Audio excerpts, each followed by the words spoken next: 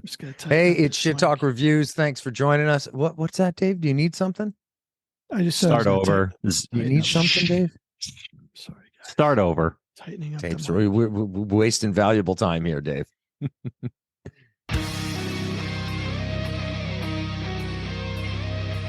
Hey, what's going on at Shit Talk Reviews? I'm John. In the room with me, Derek and David J. If you're new to this madness, we're three jackwagons that love music and every once in a while get together to talk about it. Very nice. Sometimes people listen to us, and it's mind blowing that they do. Yeah. John, that was well said, by the way. I think you were right on the money there.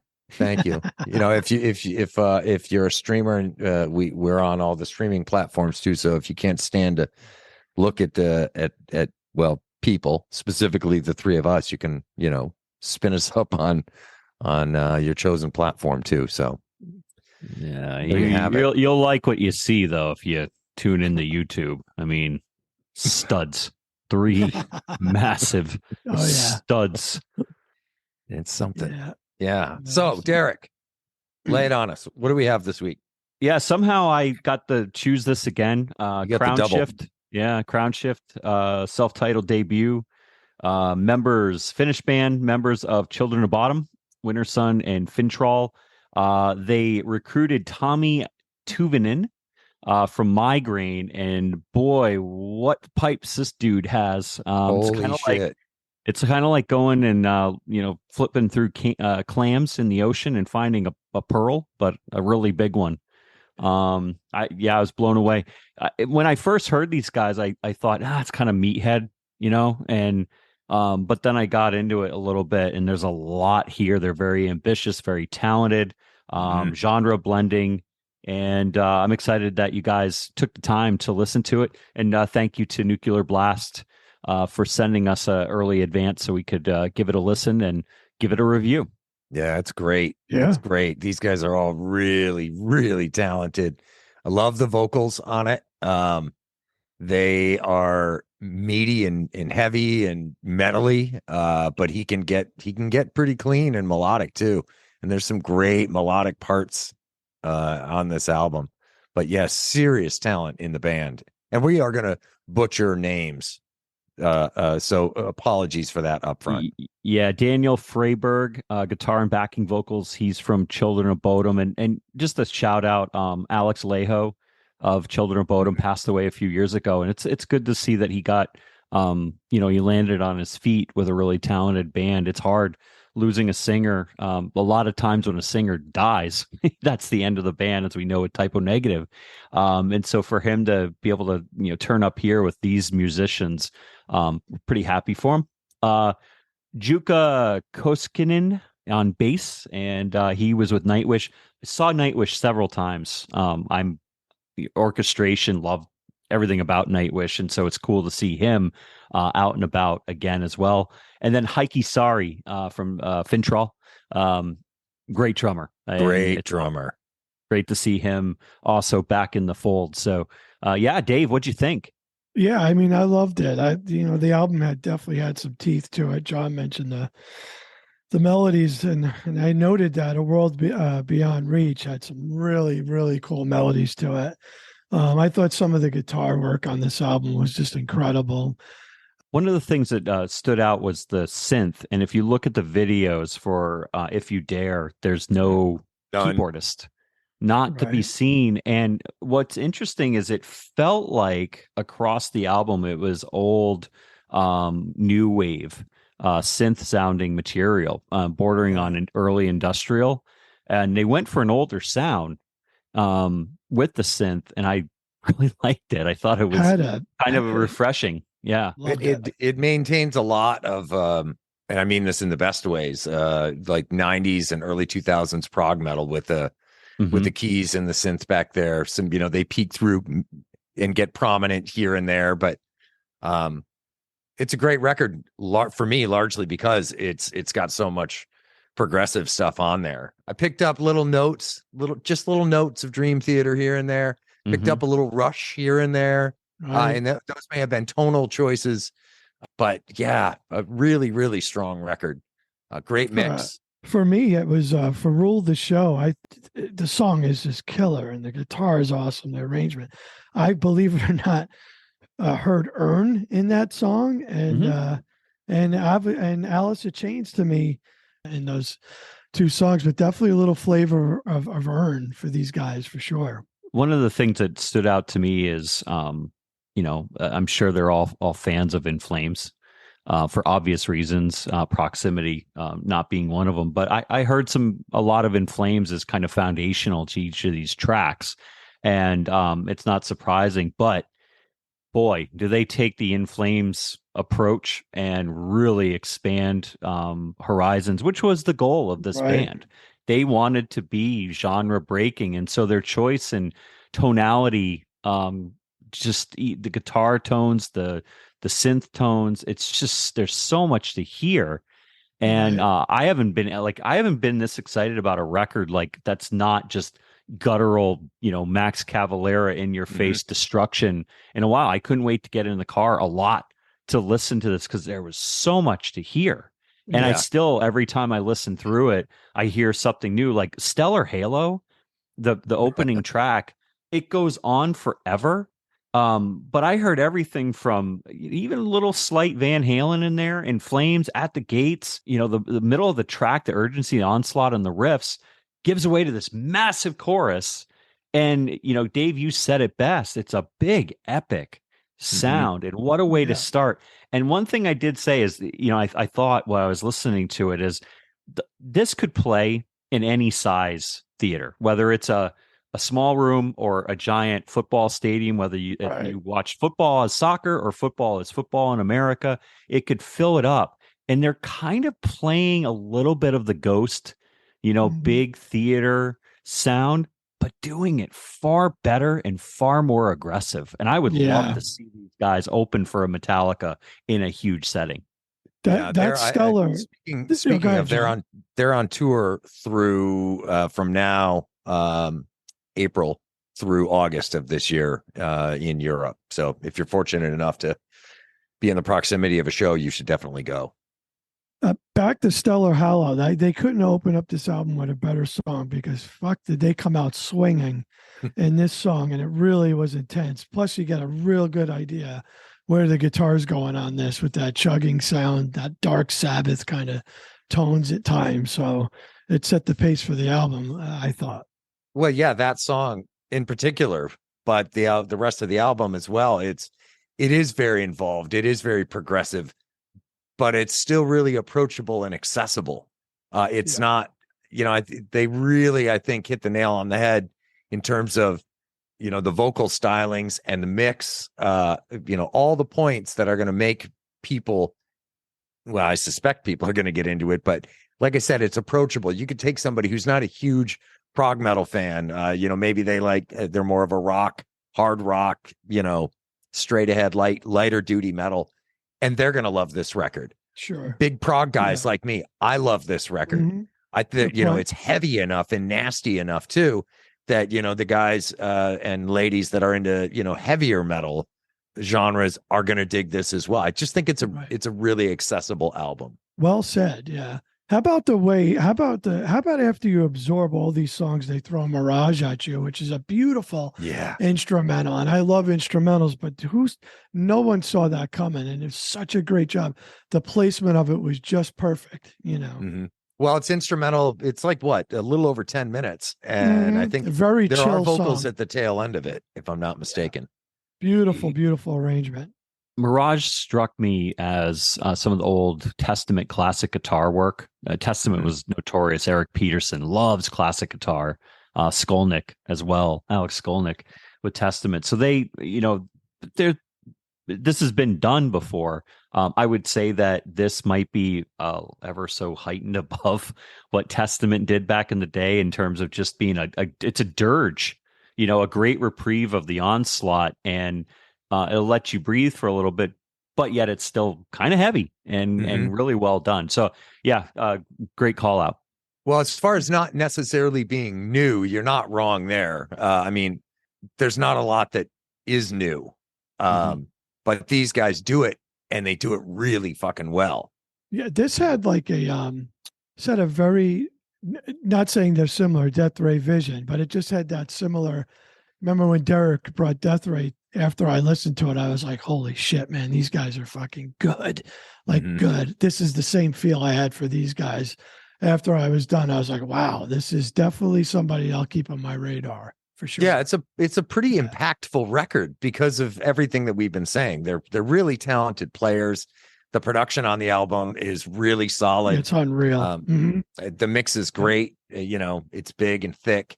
It fits. The album fits really nicely, sort of in the realm of stuff that I'm into, which I was thrilled with. So I didn't know what to expect from these guys, and I love it. They can count me as a fan for sure. If I can go back to If You Dare, it's my favorite track on the record. Love the build up. The chorus is just so emotional, and very rarely do I hear a song for the first time and have the hair stand up on my neck and my arms. That happened with this. And when he says, "As you once told me lies, reflection of your mind, world so divided, dropping out of lines, story unfolds, designed to the bitter end, nothing more to say, kill me if you care." It's about betrayal, and we've all felt betrayal. I personally have felt betrayal. It's part of life. It's part of being an adulting. Regrettably feeling pain and other people's just choices, and their choices to hurt you and not care.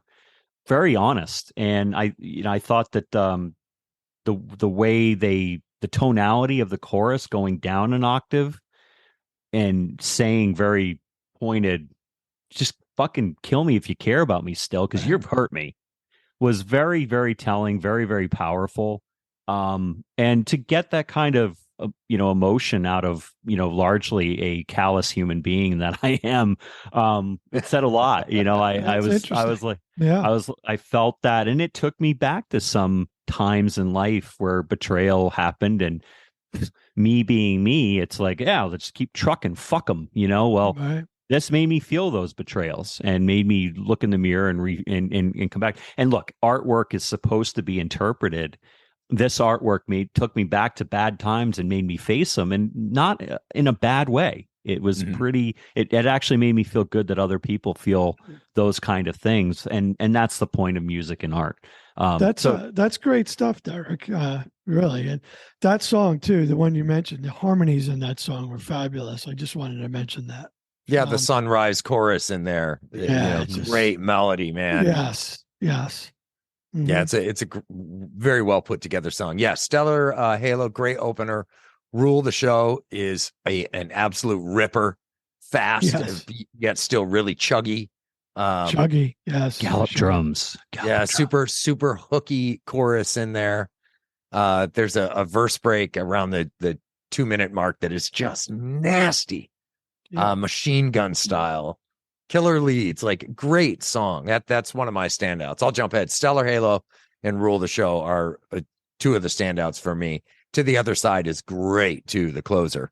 Oh, they did not close with a light one, and that sounded to me like Clayman era In Flames.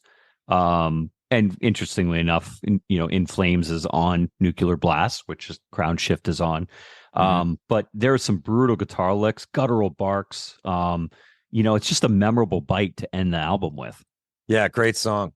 World Beyond Reach. We touched on that one, I think. But it's nice. That one's a little more laid back after the onslaught of the second track. Again, just it's still there. It's a very present track, but just calms down for a second. I like the way they jump around the different styles in there. My standout guys were Stellar Halo, A World Beyond Reach, and The Other Side. The Other Side was a long song, like 10 minutes long, but my God, the arrangement was fabulous. And I have to mention that the World Beyond Reach, the song, the guitar playing in that song, was absolutely amazing. Holy shit, was it just phenomenal guitar work in that song. So those are my three favorite. The World Beyond Reach, the electronic textures meeting kind of like progressive modern brutality, was such a great trade-off for me. Again, the choices of tones with the electric synth parts with a modern sound was so appealing to me.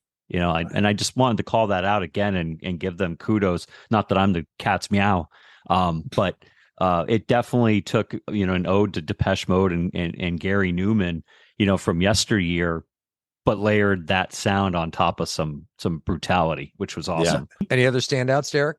Yeah, it's funny. There's 9 tracks and I had 8 standouts. So, Stellar Halo. Good thing. Yeah, Rule the Show, A World Beyond Reach, If You Dare is by far my favorite. Very emotional and honest. The Devil's Drug has like almost a By Demons Be Driven by Pantera Salt licks in there. It's a heavy song. Yeah. Heavy as shit. Freyberg is a monster player. Yeah. That's what I was thinking when I was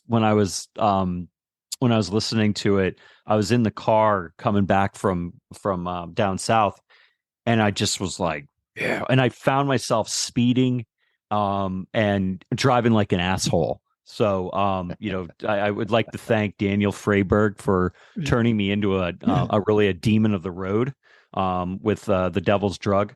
Mirage is a great, like I said, it's a dirge, it's a reprieve. And then to the other side, just it hits you over the head and says, "Remember us." And I think it's a memorable record. And God, it's a love fest. Yeah. Freyberg on A World Beyond Reach. Just listen to it, please, and tell me what you think. He just absolutely shreds this guy. Unreal. Yeah, made a lot of great choices, performance-wise, and in the songwriting here. It's a great record. I'm a big fan. Mm-hmm.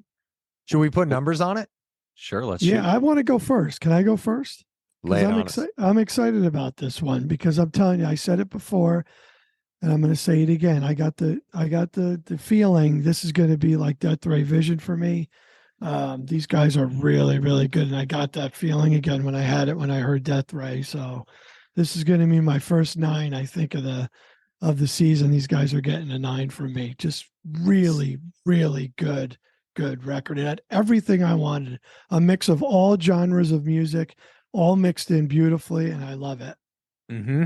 Yep, I would agree with that. I'm giving it an 8.75. I was, right there on the edge of 9. It's a great record. I love so much of the stuff on there, and I'm looking forward to more from these guys. Yeah, 9 for me. Again, I'm a fan of some of the members, from yesteryear with Nightwish and Children of Bodom.